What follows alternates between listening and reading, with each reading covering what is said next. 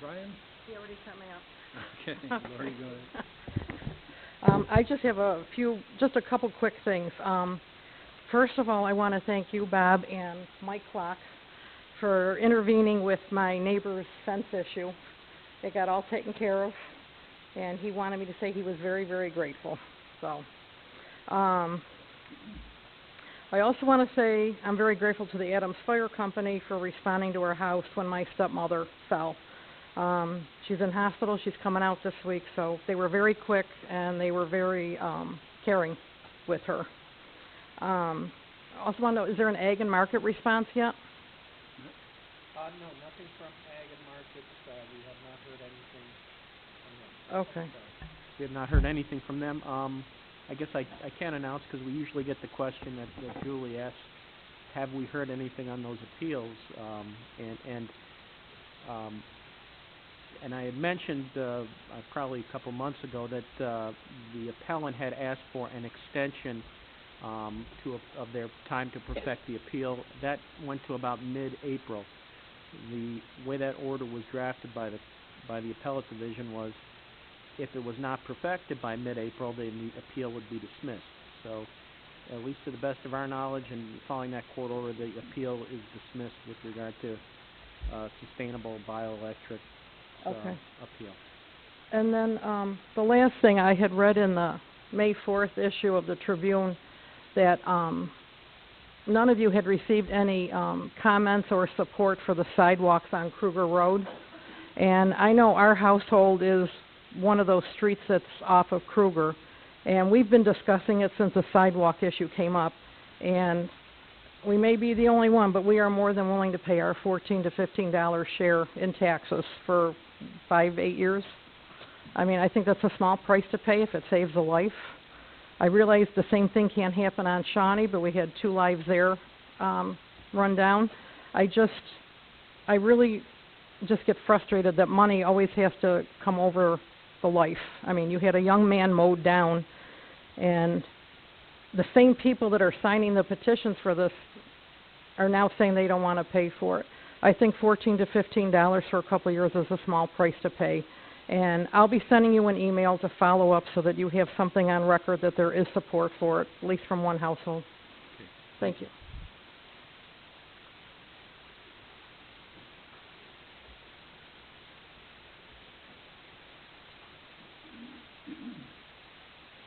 Hello, I'm Deborah Bentley from Wilrose Court, and I am requesting a moratorium on all development in this town until the town's drainage and infrastructure issues can be resolved. I am requesting that the town of Wheatfield block the development of the property on Ward Road that is a critical component of the southern drainage system and the only emergency exit for the residents of Wilrose Court. Portions of Wilrose Court were completely flooded for 9 of the last 38 days. Flooding has been a problem on Wilrose since 1999, when the retention pond known as Willow Lake was constructed to collect the storm water from the neighborhood to the east of the lake and south of Cousin. I have some beautiful pictures.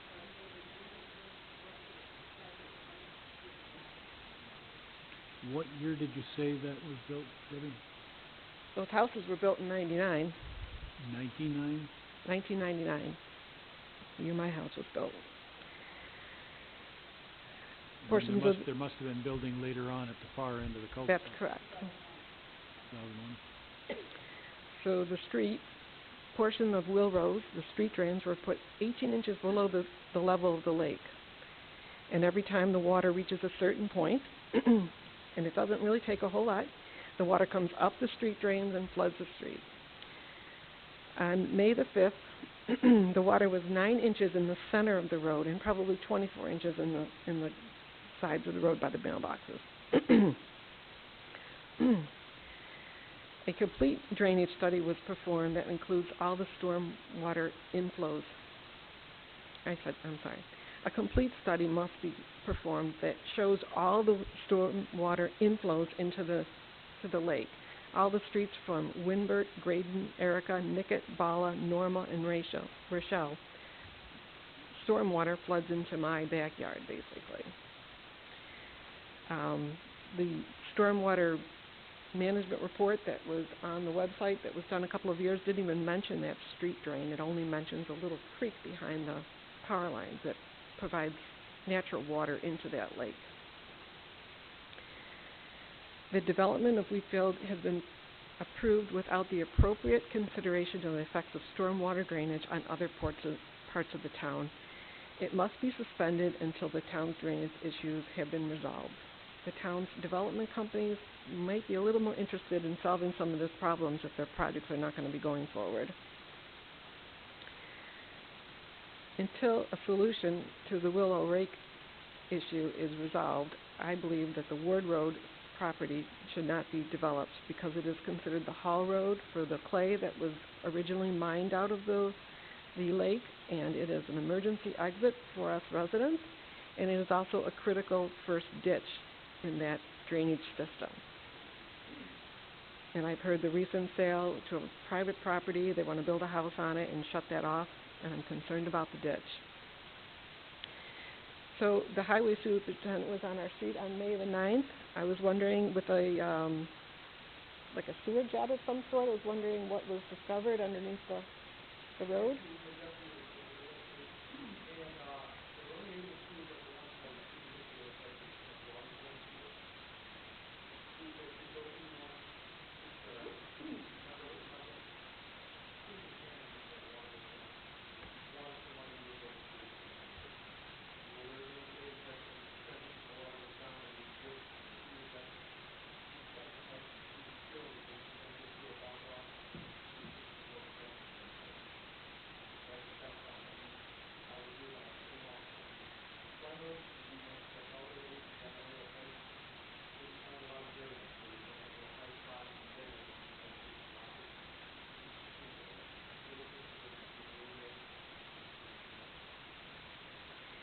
And I visited the town department, and I was a little surprised not to find a major map of all the stormwater systems in the town, at least in my area. I was really surprised. The stormwater report had a map, but it didn't even have the major street drain coming into the lake. How does that happen? How do we not have these maps?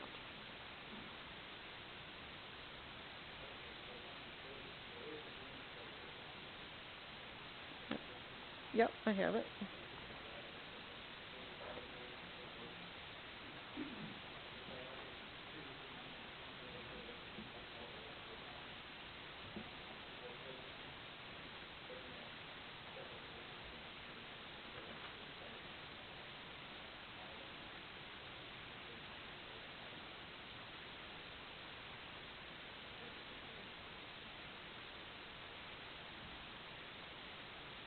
I mean, how can you perform engineering studies on this lake without analyzing how much water is coming into it?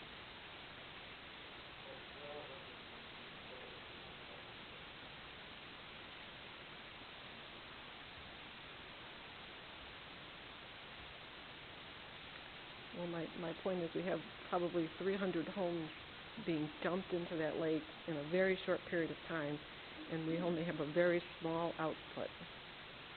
And you know, we need to consider other alternatives.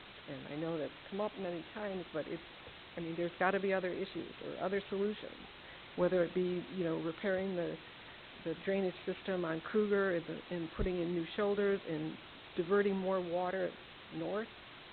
I mean, I don't even know which streets are coming into my backyard. I think I know, but I don't know. Paul probably does. Probably everything but Norman and Rochelle on the one side of Kruger.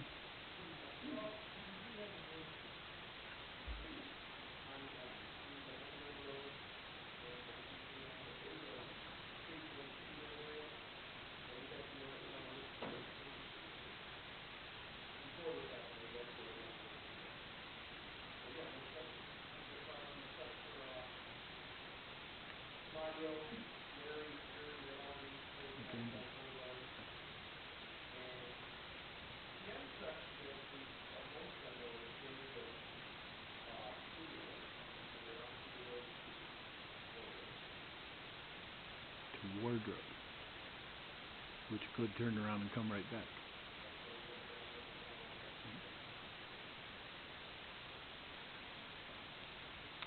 Thank you, Dave. There's gotta be a resolve to this. I've asked to be on the, planning board. I have not heard anything. Is the building inspector, is he on or? Paul runs the drainage committee. It's his project. Yeah, I really feel there should be a moratorium Okay. on building in this town until our issues are resolved. Thank you. Thank you. Thank you. Thank you. Brian?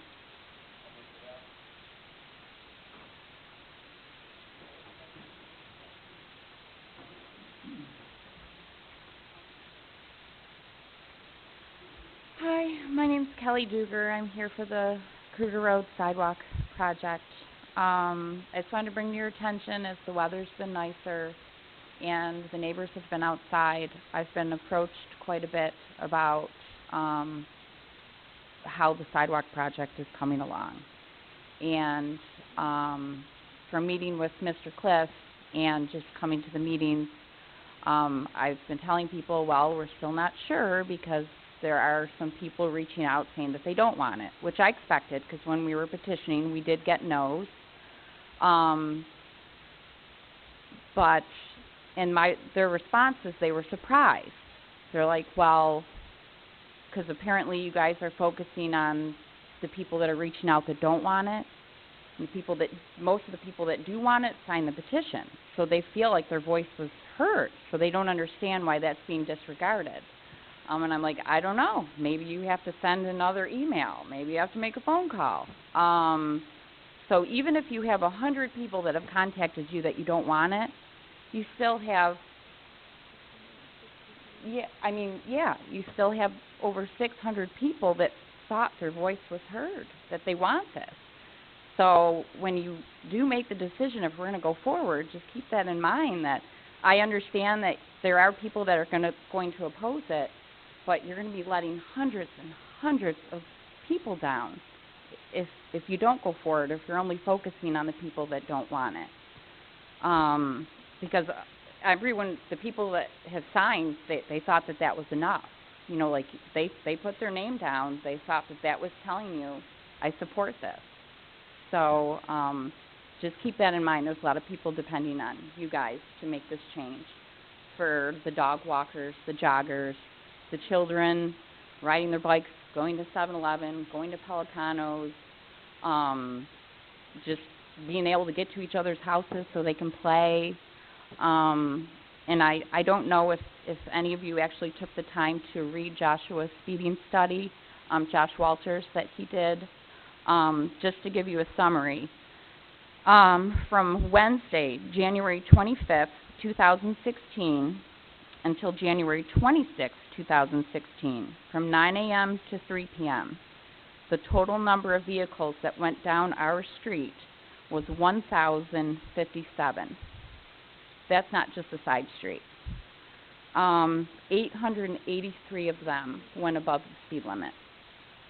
The breakdown, 46 to 50 miles an hour were 26 cars, supposed to be 30 miles an hour. 51 to 55 miles an hour were 7 cars. 61 to 65 miles an hour were 1 car. 66 to 70 miles an hour was 1 car. 11 cars went in between 76 and 80 miles per hour. And that's what we're seeing. We lived there. I see it. This is during the day, from 9 to 3 on a winter day, on a Wednesday. I want you guys to realize how serious this is, and how that there are hundreds of families depending on you. I just ask that you don't let us down. Thank you. And I just want to speak a little bit about our meeting that we had with Mr. Cliff. We had a lot of questions, and really none of them were answered. We talked about the signatures, and I think I hate to do this, but I'm going to read the petition that we took to people that we got from you and the grant writer, because on this paper it says no special district. Did you not check the paperwork that went for that grant, asking for almost $1 million?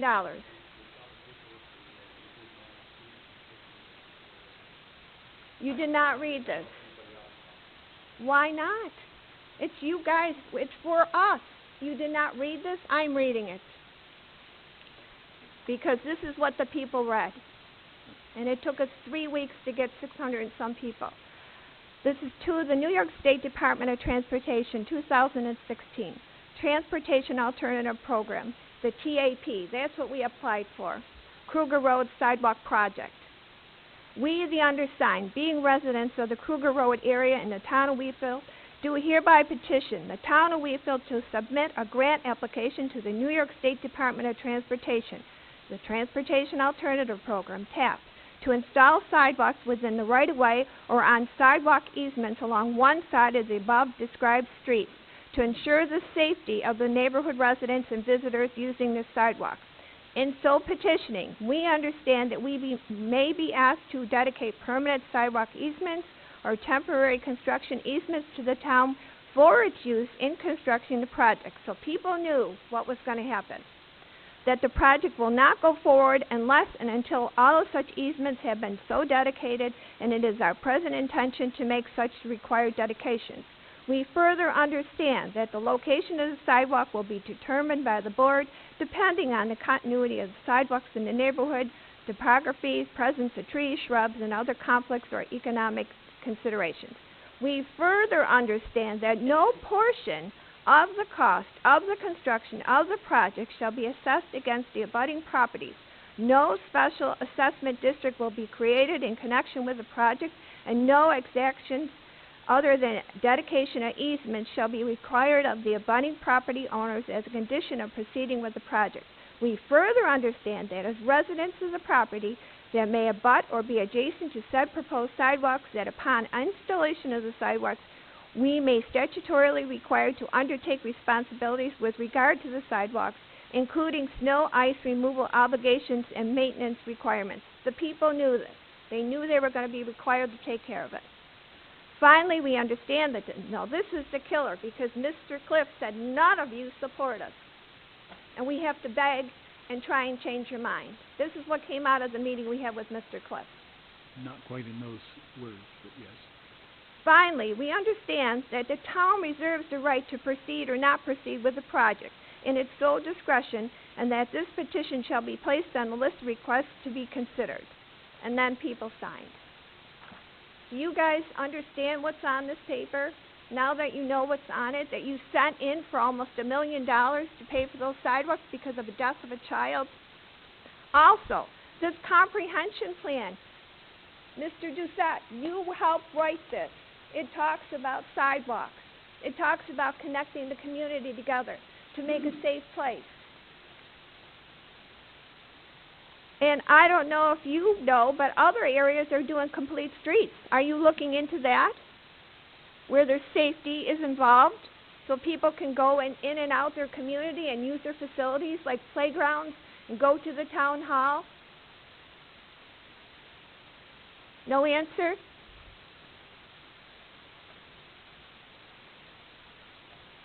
So what do? Mr. Cliff said we need to talk you guys into agreeing with us. So what do we need to do? We went out for 3 weeks to get the signatures. Before that, we went out for 3 weeks to get the shoulder signatures. This is a safety issue now. On that grant, there's a safety warrant now. It needs to be addressed, whether it's a sidewalk or whatever you want to do with it. But it needs to be addressed. Put the shoulders on. I don't care. That's what I asked for in the beginning. If there was shoulders, Ryan would have been on the shoulder and he would not have gotten killed. See, no answers. Why do we come here? It has to be discussed. I do have We a did meeting. discuss it with you. What came out of that 2.5 hours on a Sunday afternoon? The bottom line was, there's 5 people on the board. You need to get 3 people to agree to it. That's Right. what you told us. That's correct. Is that correct? And that's how it was left. Thank you.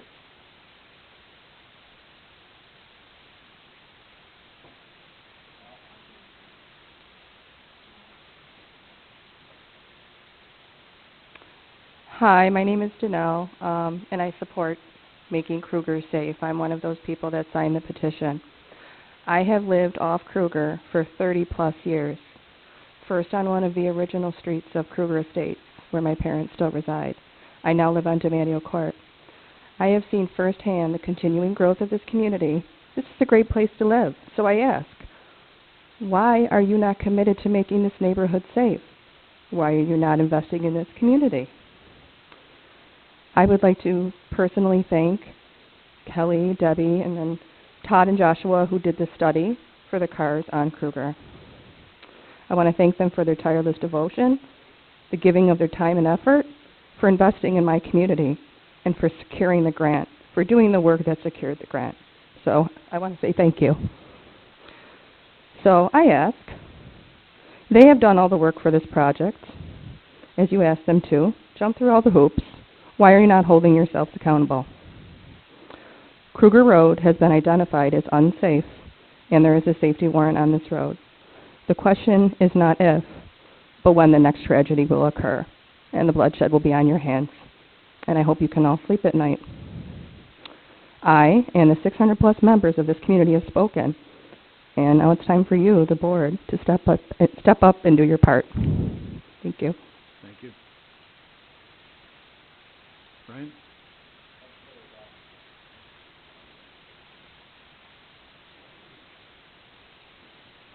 Thank you. I'd like to give everybody just a brief update on what's going on down on our lake, because whether you believe it or not, this is going to affect the entire county. Our damage down there is significant. Denver down there, all that is flooded.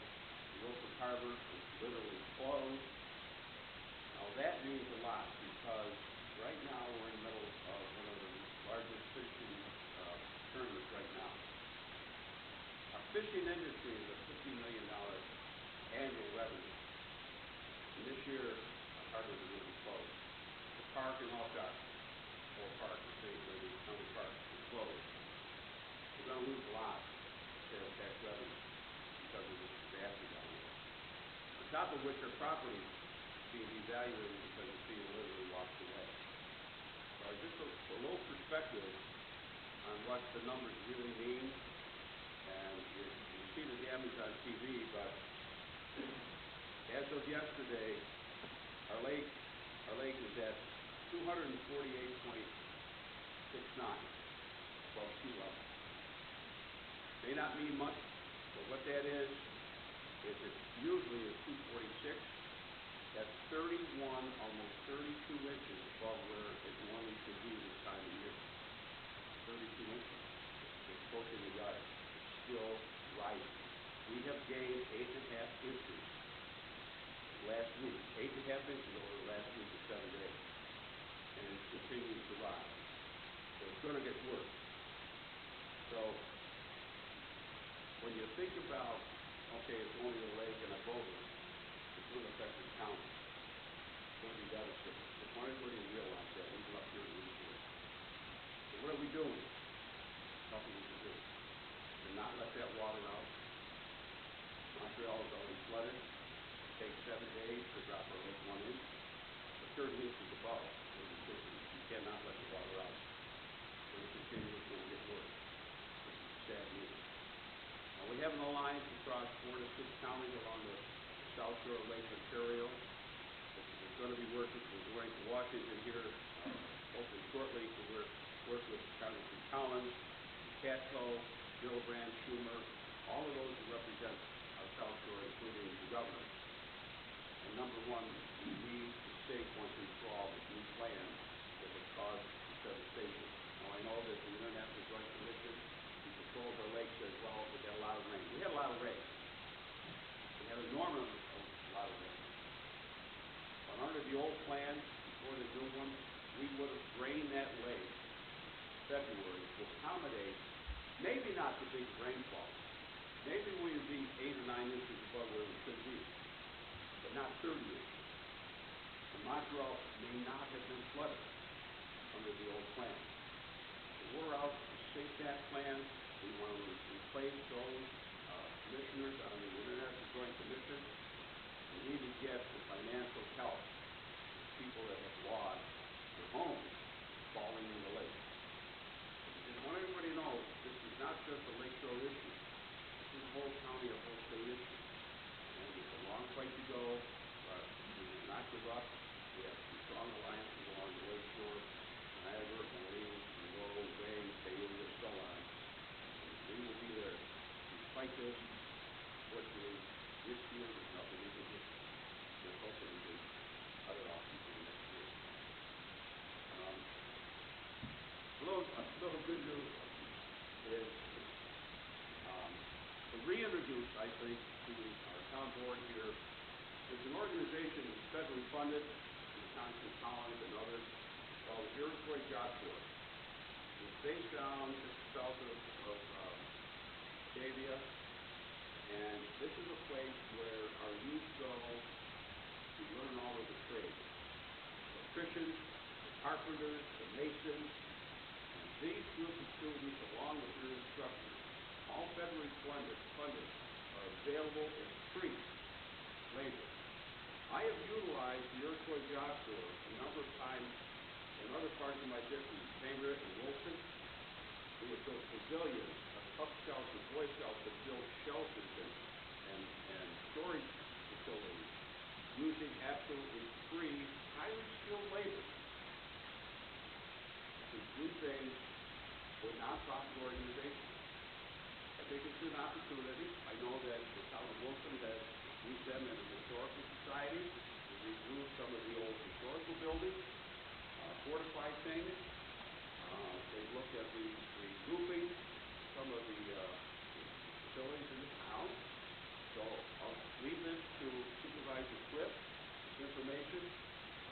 I have joined their outreach board, if you will, because this is a jewel that we have not taken advantage of here in Orange County.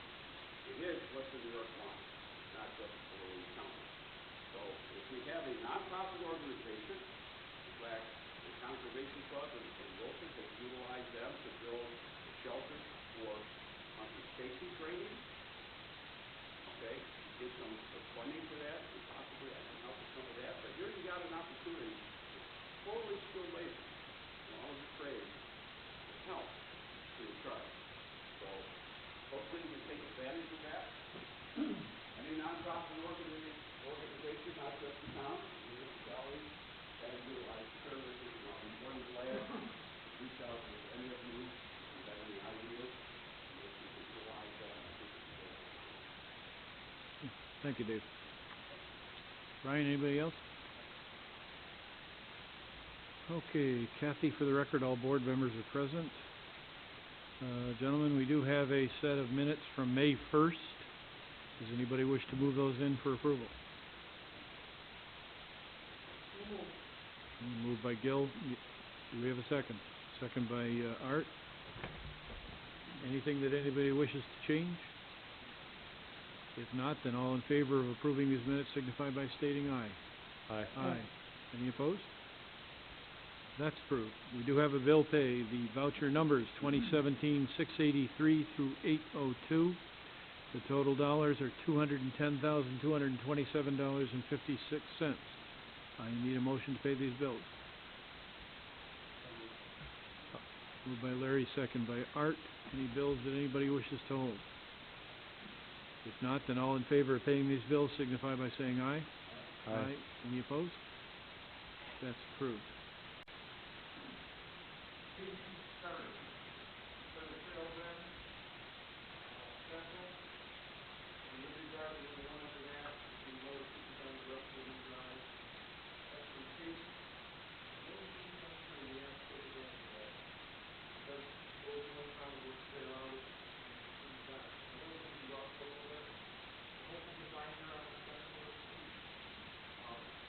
Unfortunately, we have to find it out. What's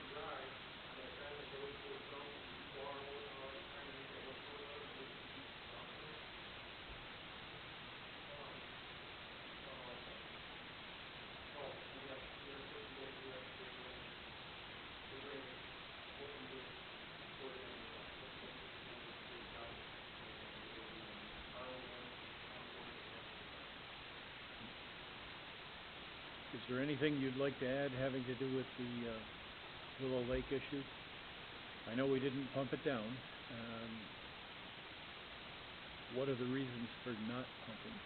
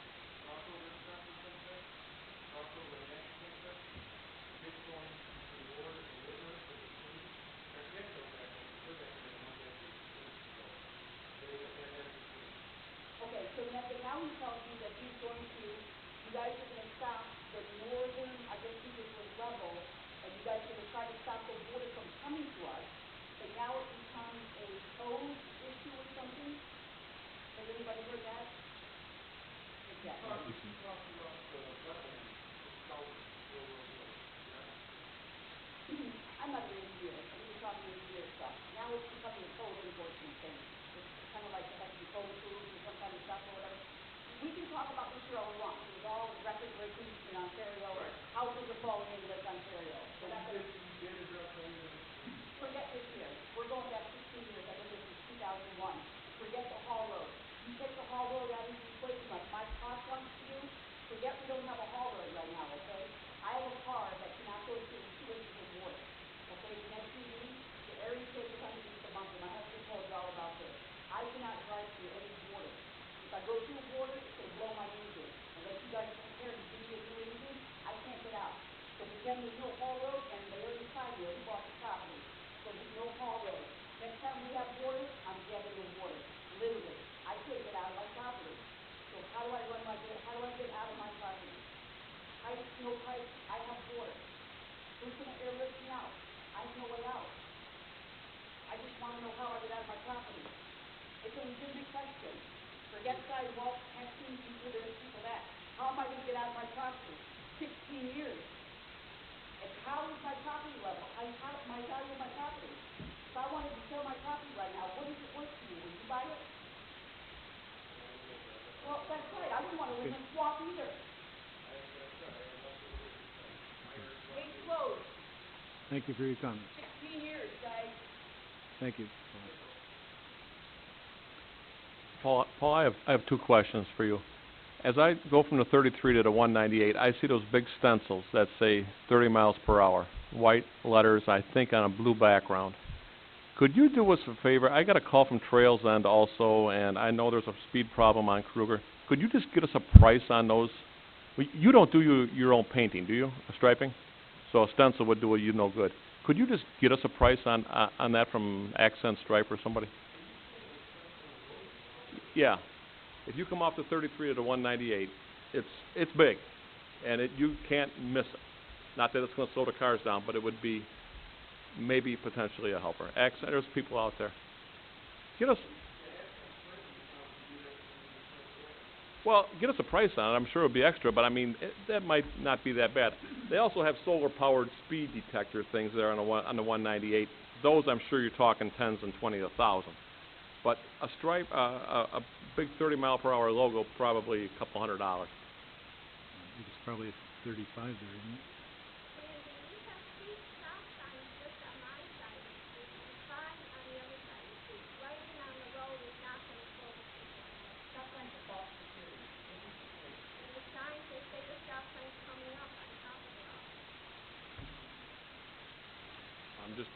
Okay. Quick.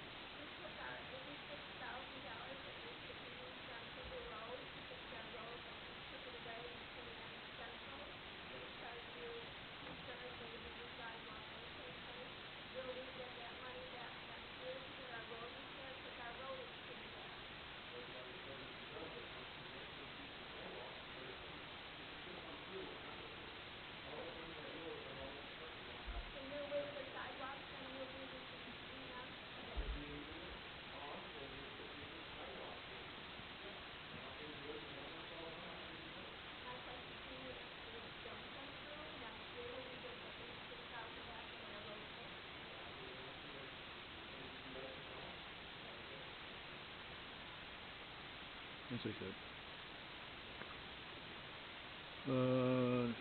Water sewer, Rich?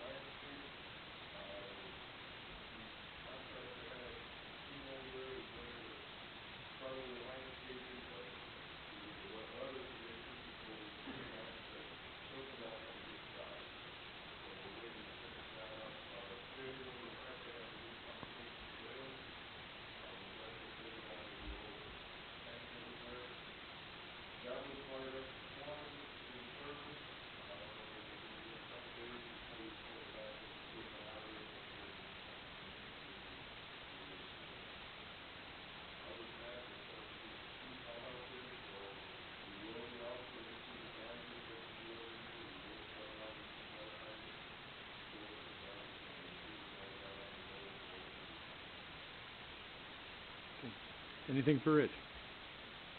Thank you. Mike Rinaldi, Recreation? Anybody have anything for Mike? Yeah, I guess you didn't need your microphone. Arlene?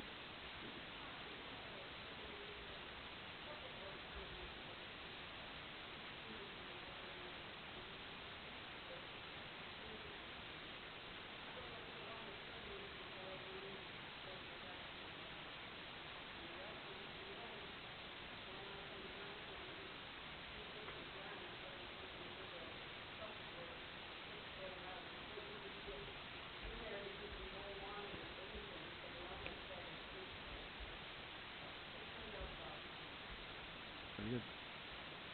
It was hard to get the ground mowed for the soccer people to play. That was a mess. Tim, do you have anything else?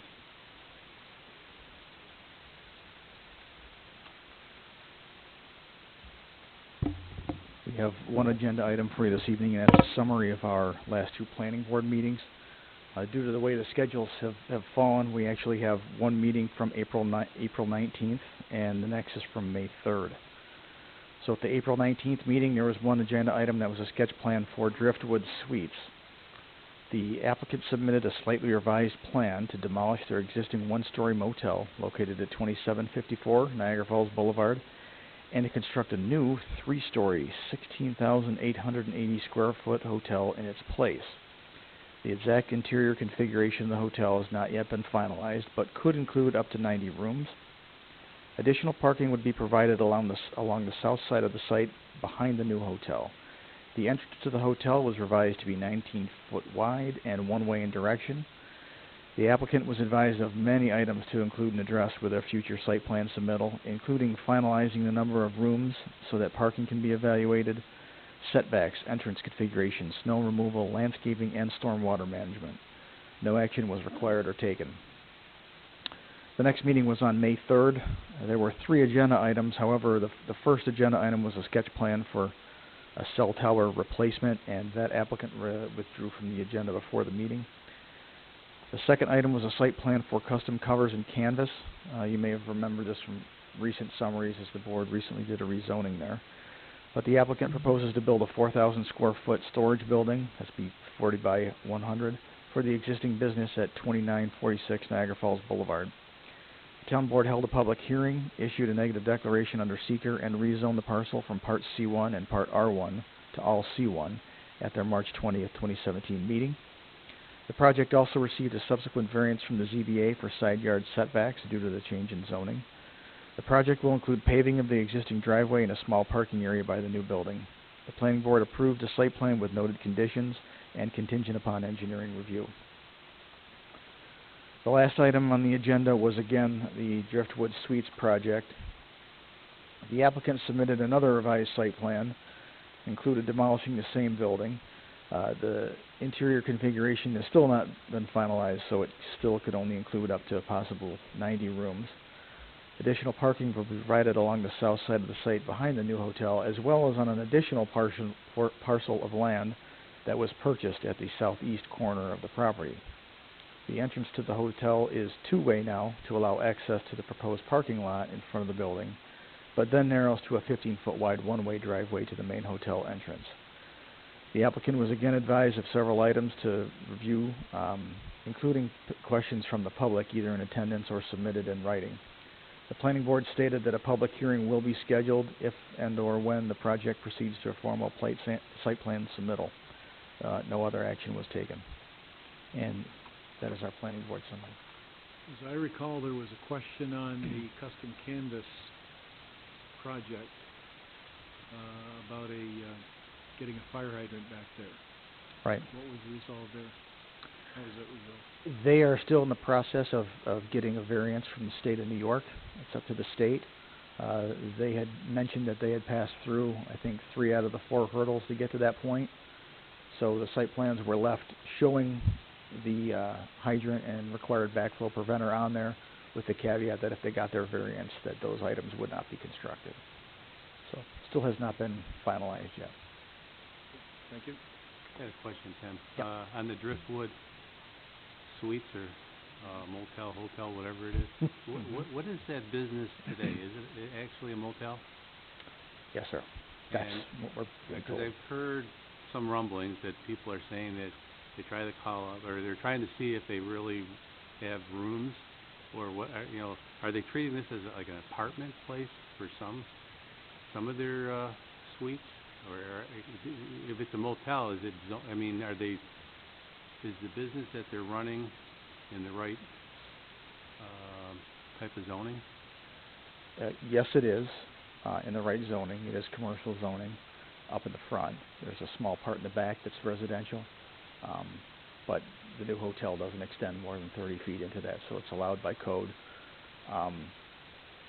They say it is not apartments, that it is hotel rooms. So they've been and asked that question. yes, actually, there was a lot of questions that actually Julie passed on to me after the last meeting. She emailed them on to me, and I brought them to the planning board. They asked them all, and they have them in their site plan review results. He was actually surprised that people couldn't get reservations online, and took out his phone and tried it himself and couldn't get one himself. Oh, he couldn't. So then he This started guy is the trying engineer, the owner. trying to figure out, we're trying to figure out how he's still in business, and he says he's getting reservations all the time. So I think that he ended up saying that there was only one or two, web reservation services that he uses. So I don't know if people were looking on ones that don't serve his property or not. I'm not sure, but he did go on the record and say that it is not apartments, it is hotel. I'm only mentioning it because I've heard people rumbling about, their concerns, so,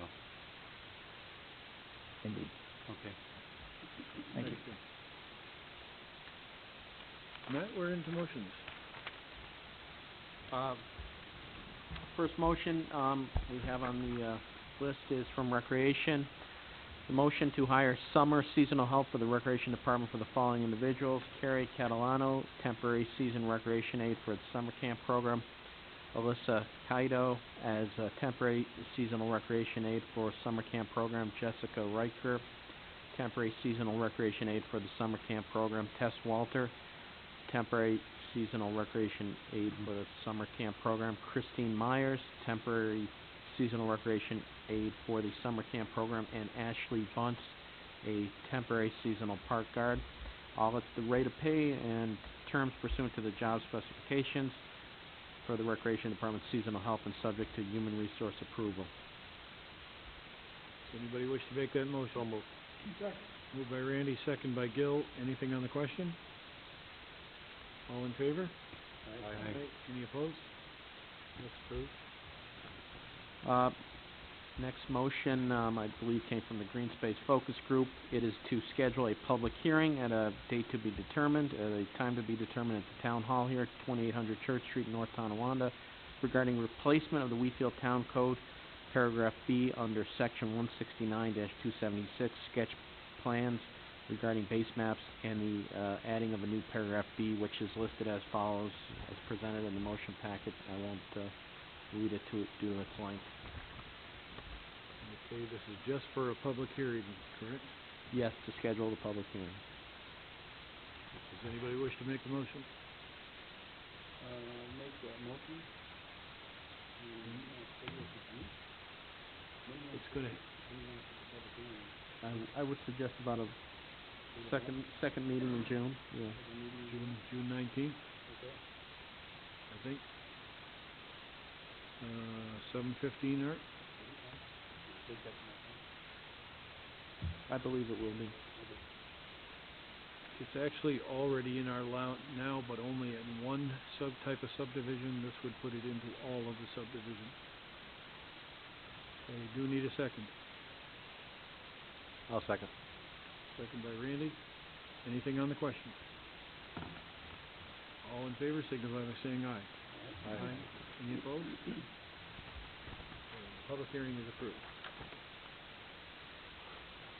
Next motion from the Budget Director to approve amendment to the 2017 Highway Fund budget to provide for increase in the New York State CHIPS grant to be used for additional highway street repairs as indicated. I won't read it. It's the line accounts, and the amount is listed as presented on the agenda package. I'll go ahead and make the motion. Need a second. Second. Second by Larry. Anything on the question?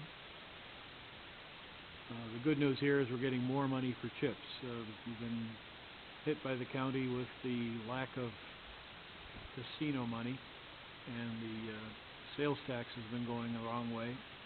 At least CHIPS is giving us a little more money that helps with paving. Anything else on the question? All in favor? Aye. Any opposed? That's approved. Next motion is from the Highway Department, and I would note it was revised, so it would be on revised agendas that were handed out. Amount is same, it just adds a different line, but it's a motion to approve the amendment to the 2017 Highway Fund budget in the amount of $62,760, which is $77,760 received from Auctions International, less $15,000 projected revenue amount for this account in the existing 2017 budget, to provide for an overall increase of $62,760, as indicated on the revised sheets. Again, this is budget related, so I'll make this motion. Still need a second. Okay. Anything on the question? For those on the floor, the revision had to do with the revenue side that had been left off the original agenda as typed. That was added and corrected by Ed Mongold after the fact. All in favor? Aye. Any opposed? That's approved. Next motion, again from the Highway Department, to approve and authorize the purchase by the Highway Department of a new Woods loader for the Highway Department's Ford 2120 from Niagara Frontier Equipment in the amount of $5,809 pursuant to the NJPA discount. The purchase was made from the Highway Department's 2017 budget. I'll make the motion. I'll second. Okay, moved by Larry, second by Randy. On the question, Go ahead. Ed, is this covered in our budget for the highway department?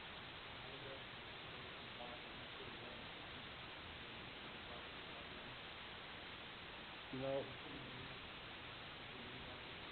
you know, Paul?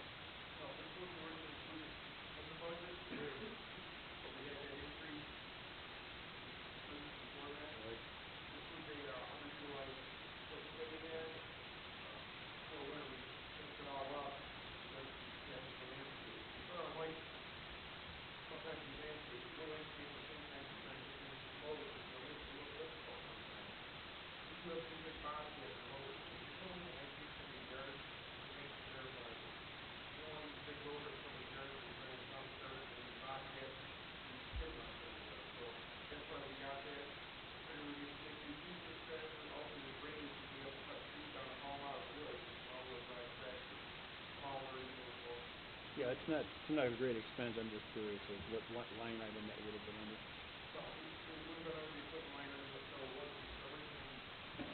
Was it originally budgeted for?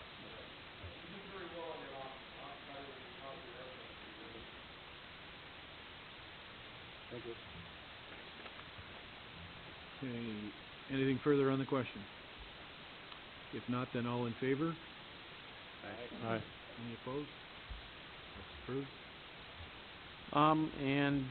Next one again from the Highway Department, to approve and authorize the Town Highway Department to enter into a proposal with Strinkowski Brothers for the repointing of the blockwork masonry on the Highway Department garage in the amount of $6,985. Said amount was the lowest responsible quote received by the Highway Department in its attempt to solicit 3 quotes. Quotes received were from Strinkowski Brothers in the amount of $6,985.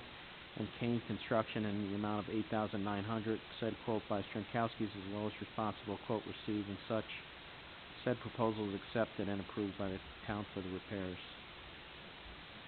Need a motion? So moved. Moved by Randy. Do we have a second? Second. Second by Larry. Anything on the question? All in favor? Aye. Aye. Any opposed? That's approved. And the last motion I have was a late one from the Director of Personnel to approve Mark Clark Jr. as Deputy Water Source Superintendent. Anybody? So moved. I guess I heard Art first. With Art motion, Gil, is that your second? Okay. Moved and seconded. Anything on the question? All in favor? Aye. Any opposed? So that's approved. That's all I have for motions tonight. Okay, we'll get back to first aid.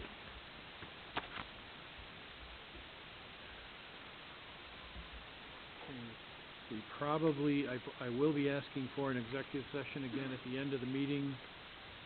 There won't be any business before the board at the end of the meeting. There may be action taken during that meeting. Board member items, Councilman Howard. I have nothing tonight. Okay, Councilman Doucette. I have nothing. Councilman Gervais.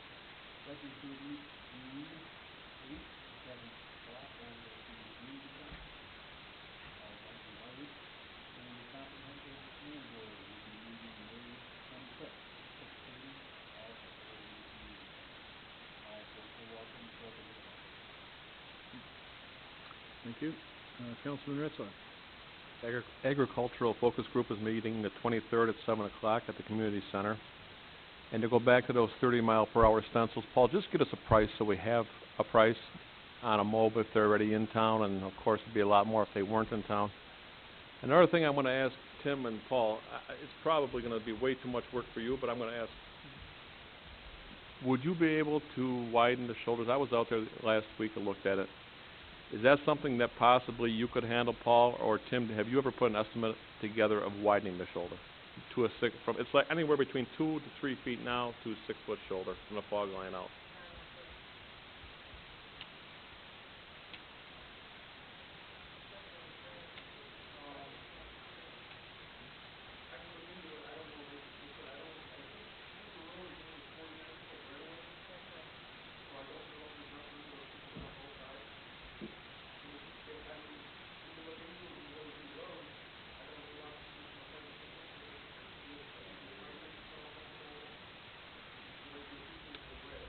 If you did a 6 foot on the south side, it'd be mailboxes, obviously. There'd be about maybe 400 or 500 feet of culvert, but I don't think that would be a huge deal.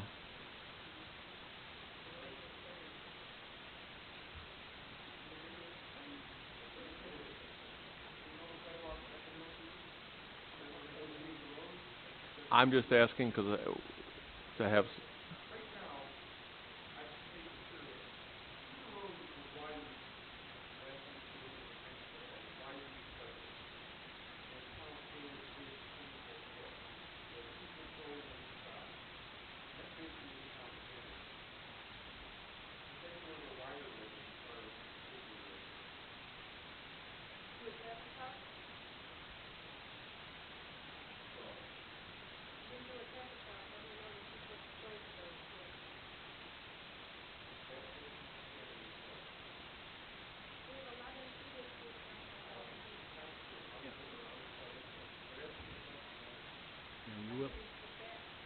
You'll have a opportunity again in a few minutes. I guess take a look at it and just give us an idea if it would be something that the town could do in-house to put a 6 foot shoulder on one side.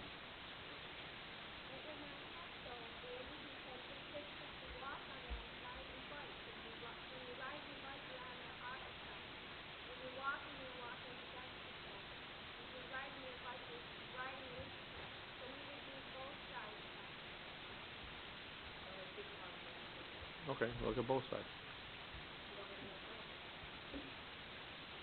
How can you not have enough room for a 6 foot shoulder, but you would have room for a sidewalk that would have a snow storage between the sidewalk and...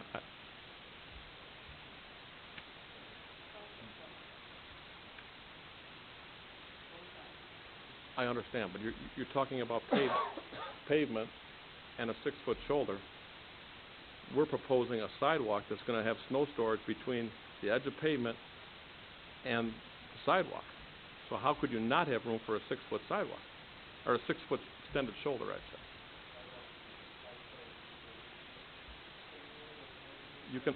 You can have 4 foot. 5 foot.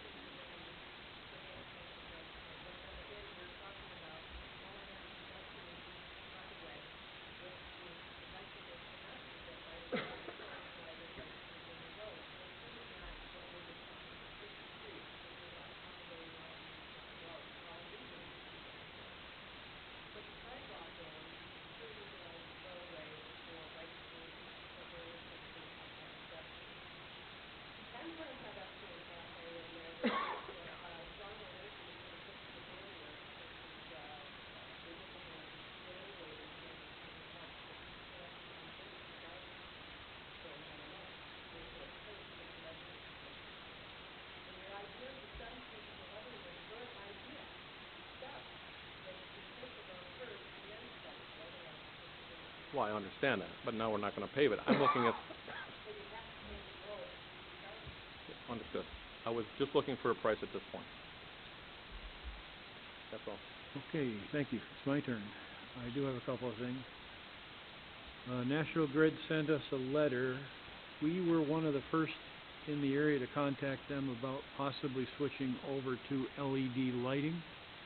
So I guess we've been on some kind of a checklist over there. They sent us a letter, which I sent around to the board members.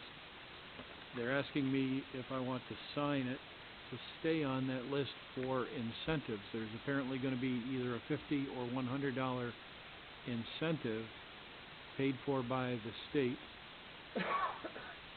to make the switch to LED lighting, because the long term it's less expensive. But I need approval from the board to sign that document. If you need time to look it over, you've only had it a couple of days, we can wait, or we can just go ahead. There's no cost at all involved now. It keeps us on the list as one, and they pick from the top of the list. The first one's in, get the first chance. Okay, moved by Art, second by Larry to sign this document. Anything further? All in favor? Aye. Any opposed? Okay, that's approved. I remember to do that.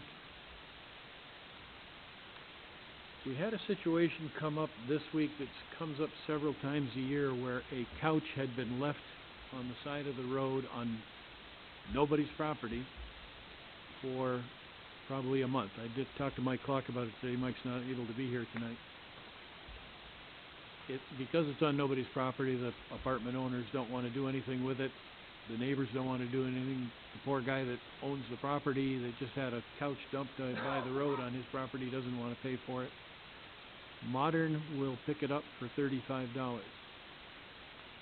I don't really have approval to go ahead with that. Mike doesn't have the approval to go ahead and do that.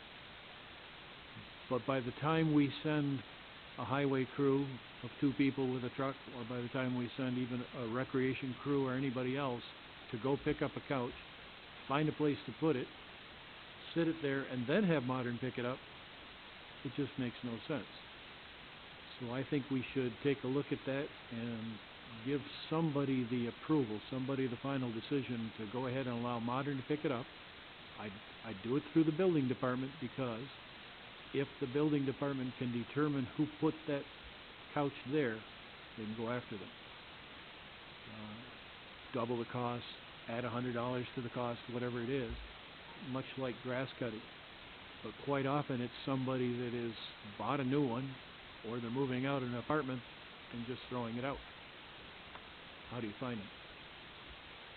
But I think there's got to be a way for us to have a motion which will allow somebody, and Mike would be the obvious person, Mike Clark would be the obvious person, to allow Modern to pick that up at a cost of $35. It would save a lot of aggravation, and it's probably only giving $100 a year, 3 or 4 times a year. And of course, once we started, it might become 30 or 40. Yes, Paul. Did you? Okay. Finally. Problem is, why here? It's so hard to get the list out. What I need for that. Right. Our garbage is not a one. When you decide to pick the garbage, when you throw it in the truck, I'm gonna let it do it. Sometimes it isn't so easy. With this problem, start with the summer, all the time, Good. that's too hot. People are gonna go, hey, throw it in the field. But really, what you do, you know, throw it, and I think anybody in the city is fair around town. Some garbage day, some people put right around it, rubber, take a look at the place, they have all the garbage on it. I think what's happening is, you throw it in the front yard, and the garbage guys are gonna pick up their one big item, and their 6 bags, and leave the rest of the stuff laying there. You know, they're gonna say, well, I don't wanna wait, and throw it back in the truck, get down the road, pump out, and they'll be dry, on the track, street. Exactly what happened. So I mean, I think that's what we concern. I don't know, Don, if you know any questions that do a lot of that or not, but I think that's something that needs to be looked at. Maybe we will do around it, that way we can get our numbers. I guarantee you that couch probably came from one of the apartment buildings. Almost for And sure. it's not, you know, they probably put a whole yard full of garbage out there, and I don't blame them. They just bag the house, one more drive in. Well, but the apartment buildings don't get picked up by Modern. Right. that's up to the owner of the apartment. So that's why this gets stuck next door in an open field community.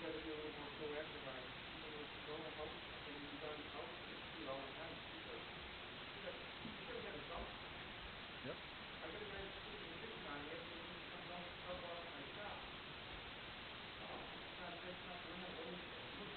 Well, that's what I'm saying. We need some kind of a system, and if Mike can catch him, if he can figure out who it is, go ahead and cite him. But let Modern pick it up, and at least he has a vehicle for getting rid of it. Yes, Don?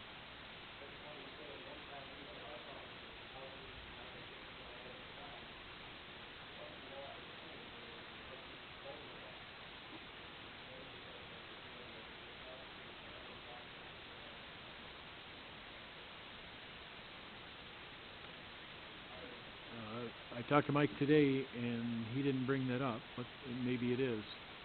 The problem there is identifying whose it is.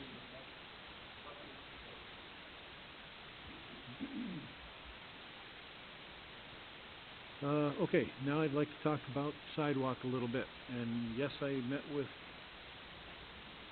several folks from Kruger Road area, and certainly haven't had a lot of time to talk to the board about it at this point. Matt still hasn't given me a report on the actual contract, if you will. I think it's a unique opportunity. It is an area that has a problem. It's a unique opportunity to take advantage of a grant and put what really belongs on that road. If you take a look at the pictures in the grant, if you don't do anything else, if you just take a look at the pictures in the grant, where there's parking on both sides of the road down by the fire hall, cars are parked out 3-4 feet into the road, and you see these kids walking around these cars that are parked 3 or 4 feet into the road. It sure doesn't look like a real safe area to me. I'm not an engineer. I'm just a core history major. But we have a chance to get this paid for mostly by the state, mostly by DOT. And yes, the town would have to put some money in. We have to be very careful of crossing the 2% tax cap. The 2% tax cap last year was 0.63 of 1%. So if we add $20,000 a year, $21,000 a year to our cost for 10 years, it's going to be very difficult to stay under the tax cap, and that's a problem we do have to deal with. If we take it out of fund balance, it can be approved and it can be done. It's going to make it tougher with the tax cap down the road, no question. But it can be done.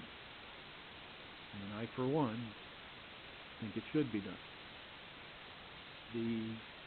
There is a meeting this Thursday with DOT. So far, Bernie and I are planning to attend that meeting. It's specifically about this project. I'll know a lot more after I talk about it. We still haven't received any kind of official notification. All we have is knowledge from behind the scenes that it's going to happen. And that's typical. That's quite common. Paul, if you want to join us for that, you'd certainly be... Pardon? Okay. I really don't even know what it is. He called it a kickoff meeting. A guy named Kuzo? C-U-Z-Z-O, I think. C-U-O-Z-Z-O. Jim Kuzo. And I'll be meeting with him on Thursday.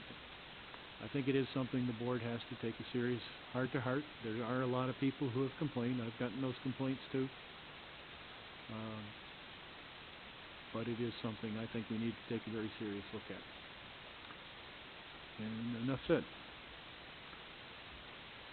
At this point, where are we? Next meeting is June 5th, 7:30 p.m. Nothing preliminary, Kathy? So 7:30 p.m. Again, I'm going to call for an executive session when we're done, but we are back to public input. Go ahead, David.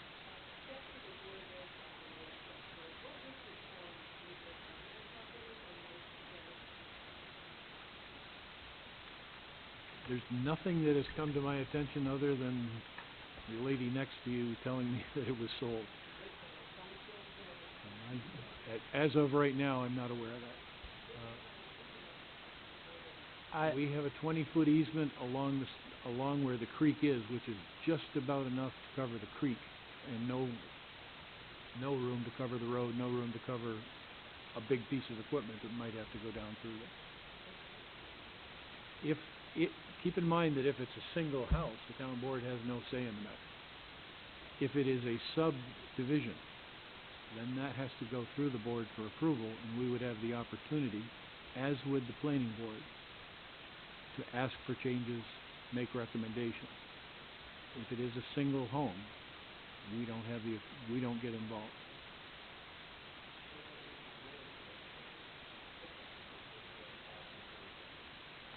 We have the easement for the creek. It means that we would have to do any maintenance either with permission, purchase another easement, or work from the creek, which is a difficult thing to do, but not, if it gets dry enough, you might be able to work from the creek. I had a question. You said it's sold. Do you know who bought it? I don't know the name, but And while you're getting that answer, our engineers, our website on the GIS. I was asking you if you know the name, but that. I was asking two questions at once. Just trying to. But if you know the name. I don't know. Okay. But it is sold. So when property is sold on our GIS site, Tim, and I take it though that information has to get updated in Lockport, right? And then once it's updated in Lockport, does it come through like RPS or something, the real property system?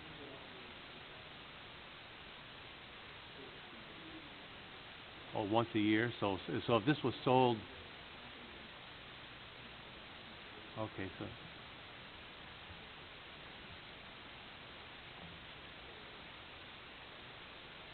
so if it was sold this spring or February, I won't see that sales transaction on our GIS site until next year.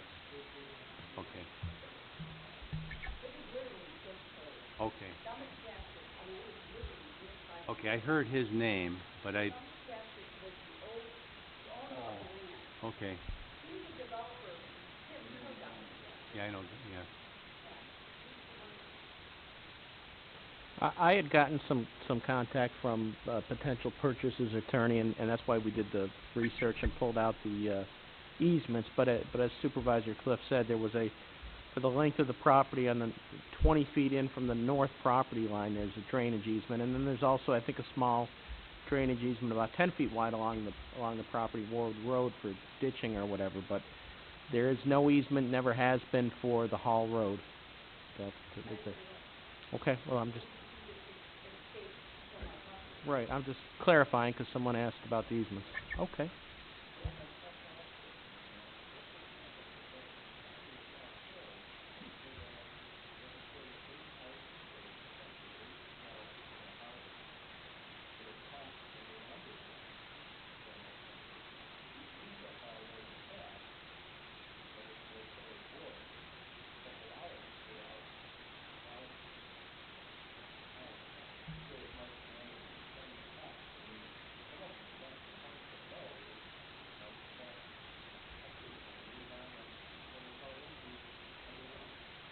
Yeah, I think maybe the board sort of informally granted some permission to use it. However, it really wasn't the board's property to grant permission of.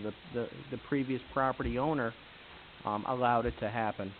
Now he doesn't own it or sold it, or so we've been told. So it's really up to them until they withdraw that sort of voluntary allowance. But there was never any legal right of the town to really grant permission. It was just sort of a courtesy that property owner gave.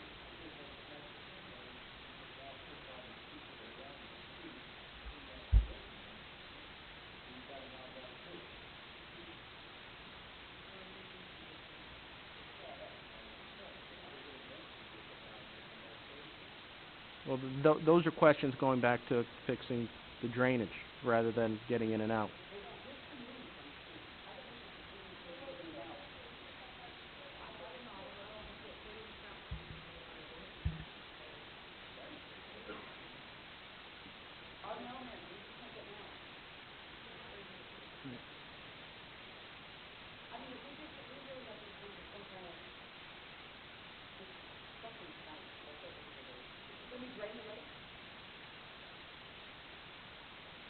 I would defer that kind of a question more to Tim and or Dave Britton.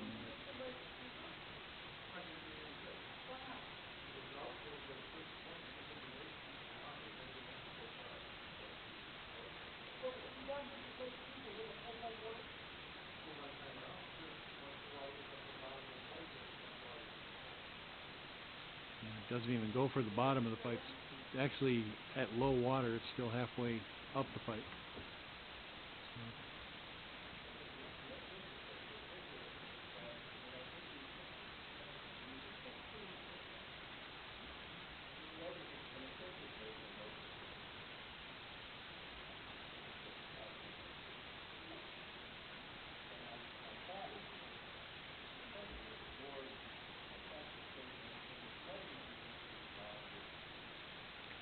We are working on that. We are trying. We have 2 different engineering firms in Paul. There's no simple solution. If there was, we would have done it already. We've put hundreds of thousands of dollars into trying to improve that, and I think it's improved. And as I said in the letter a couple of years ago, there will occasionally be flooding. Hopefully it won't last for very long. These last 2 times, I think it was 3 days. Well, there's some flooding, but the middle is dry in 3 days. Well, middle is down in 3 days. When I first came into office, it was 12 days.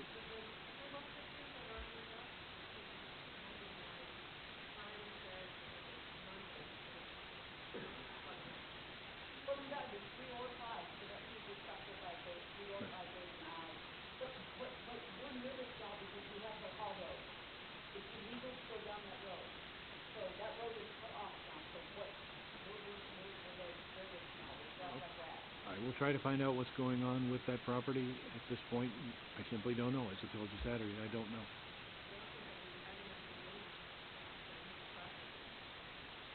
That would be, that's not completely out of the question. That's not completely out of the question. That would be a major discussion for another day.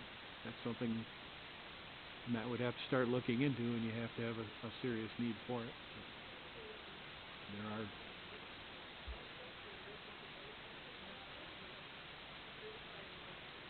it's a cul-de-sac with water right in the middle of it. And not very many cul-de-sacs have a foot of water in the middle of the road. Okay. It's sort of ongoing. Tim has been working on it with Paul. That's the basic issue, or the engineer's working with Paul. Paul has to get the work done or decide to do the work outside. They did walk the entire length. These 2 actually walked, actually it was Tim walked, right? Walked the entire length that day after our meeting, before and after our meeting on a week ago today, it was Monday.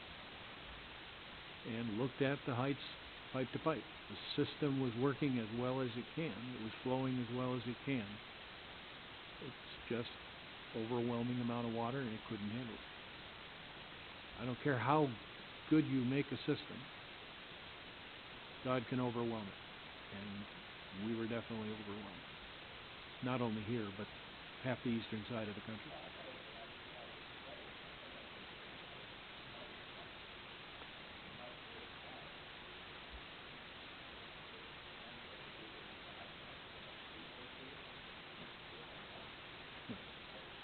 There's no question you shouldn't have to. We have been working to try and find a solution. We've done an awful lot to get there. We've not gotten there yet. Tim Walk seems to think that there was something in one of the pipes, that only one of the 2 18-inch pipes was flowing. We haven't been able to find that yet.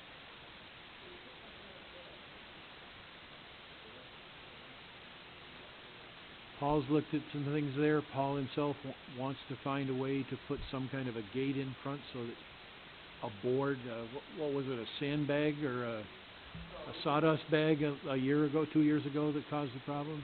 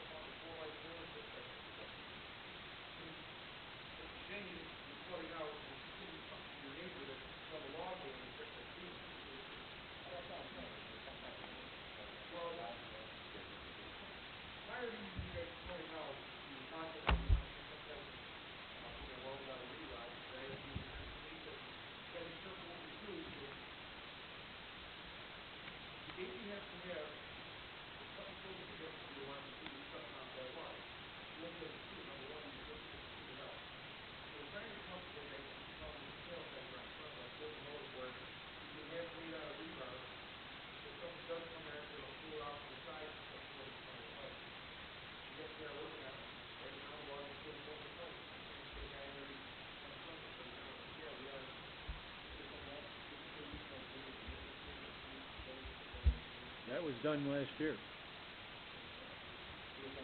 The entire length of the system, a 2-mile length of the system was cleaned out. 2 years.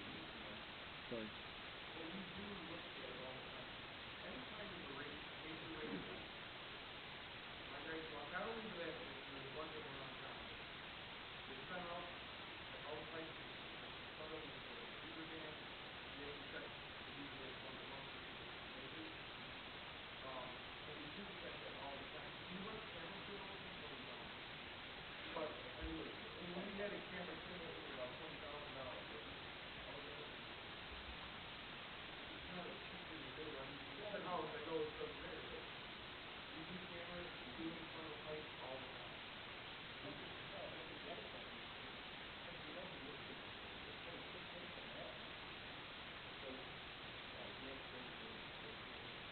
Unfortunately, that was 18, 20 years ago, give or take, and we took delivery of the roads back then, and it's our problem. It became our problem.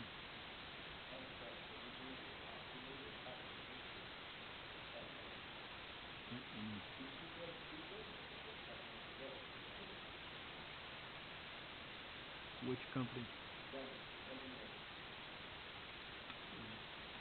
I don't think they were responsible.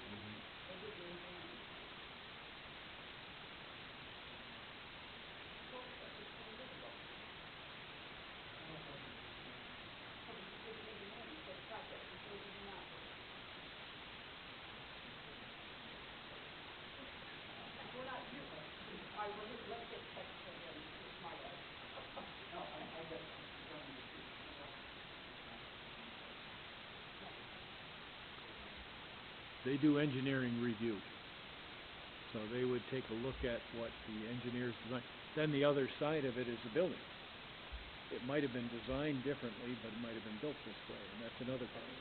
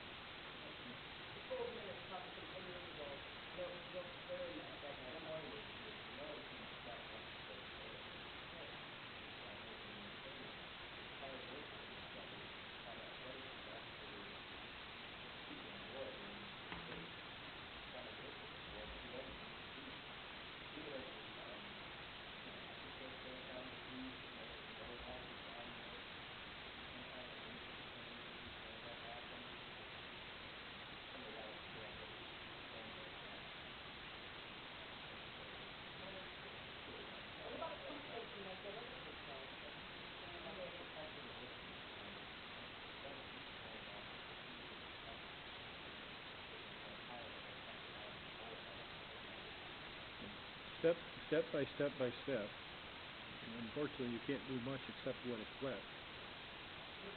We have to find out what's the next point of restriction, and then do something about that point of restriction, which is sort of what we've been doing for the 7.5 years I've been in office.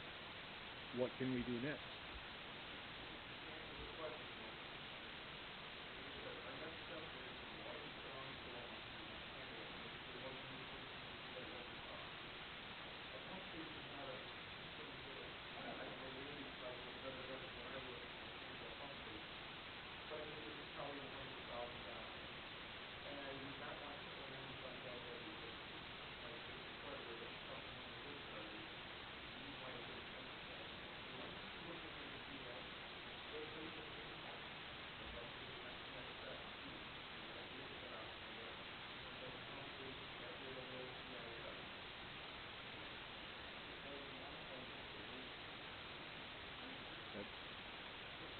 It is, believe it or not, it's actually been discussed. We talked about it a few years ago. We talked about it again on Monday night.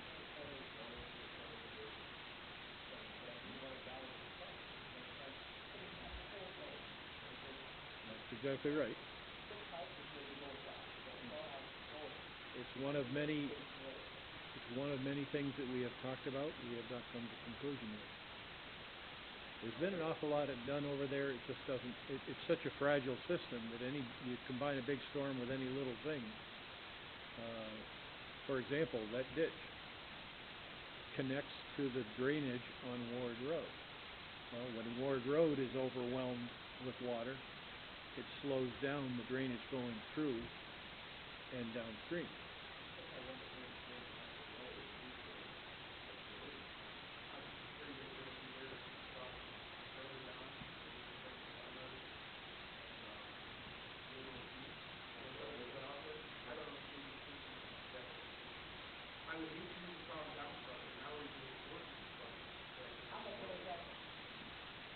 Yeah, everybody on Ward Road. Yeah.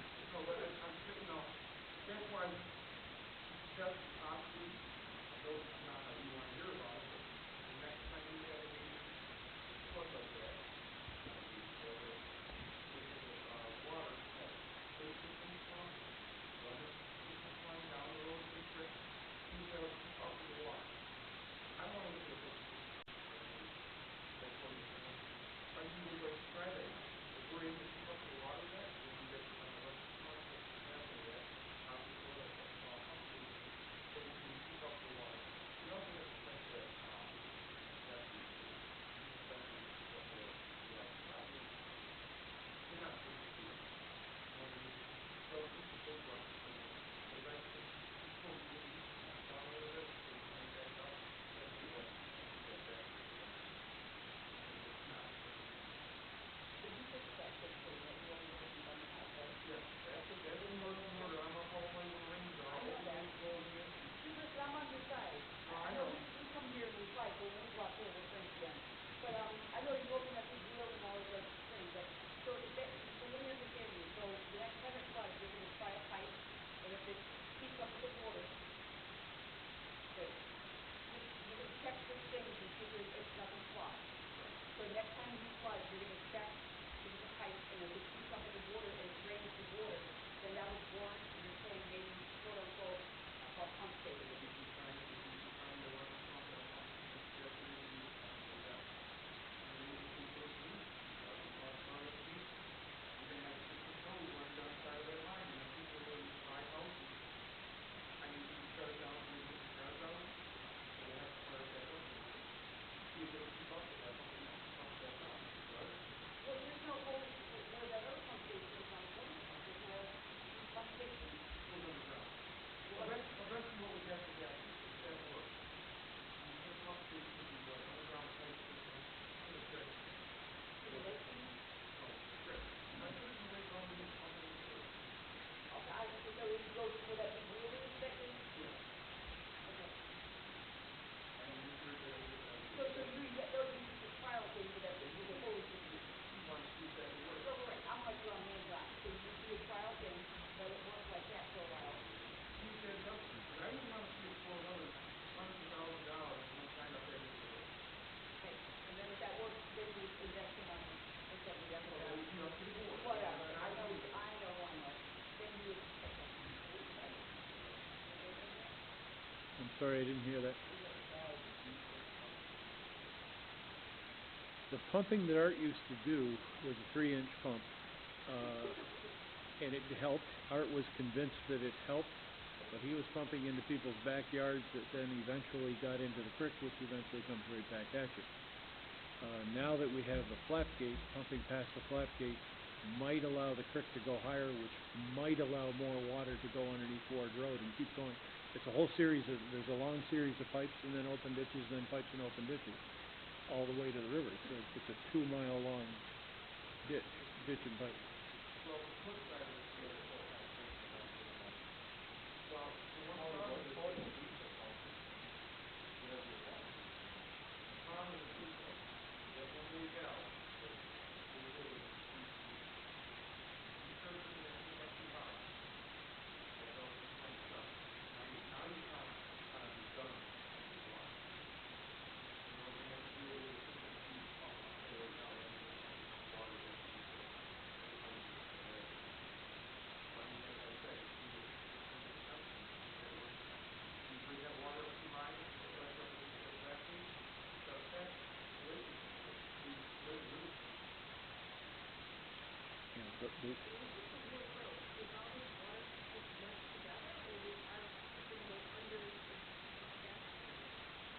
Ward drains north and south, but this comes and crosses. At some point, they're meshed together.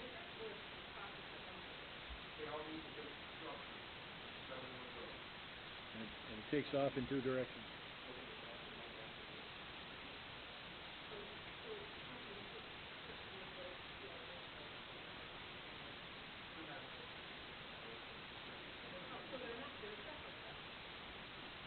Within a structure. Yeah.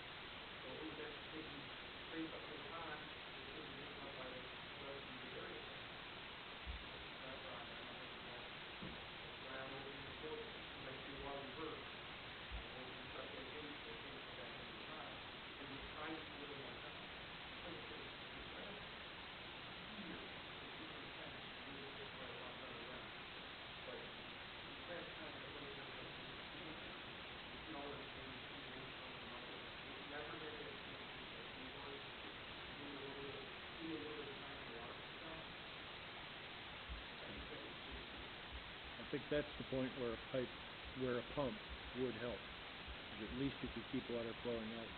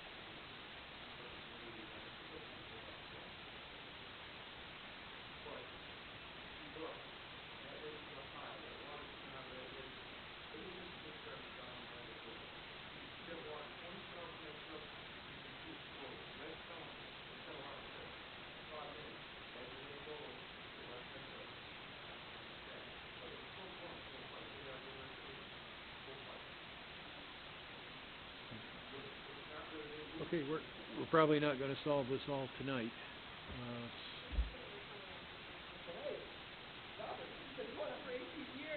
Right, and we are still working on it. We haven't given up.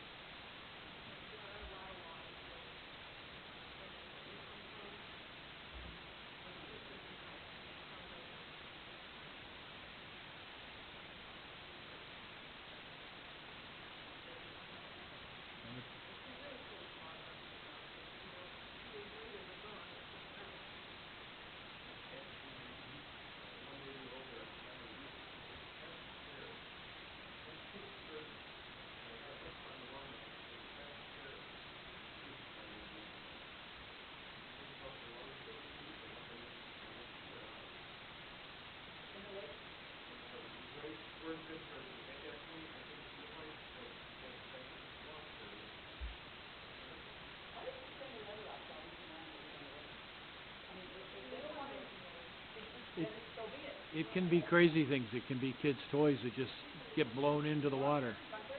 Pardon? Well, but things can get blown into the water, and it is what it is. Okay, where am I?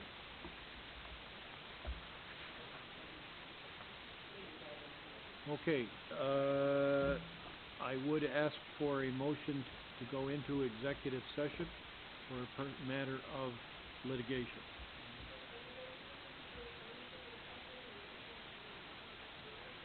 I'll take a look into that. I'll try and find out what's going on. I don't know if Mike's seen anything yet or not. I'll ask him.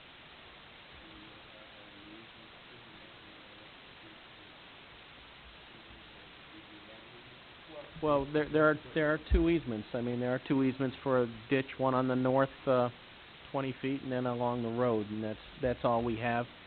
And as the supervisor says, if it's someone planning a single residential home, we don't have the authority to say yea or nay. If it's zoned and they're doing it, you know, by right, they have the ability to construct it.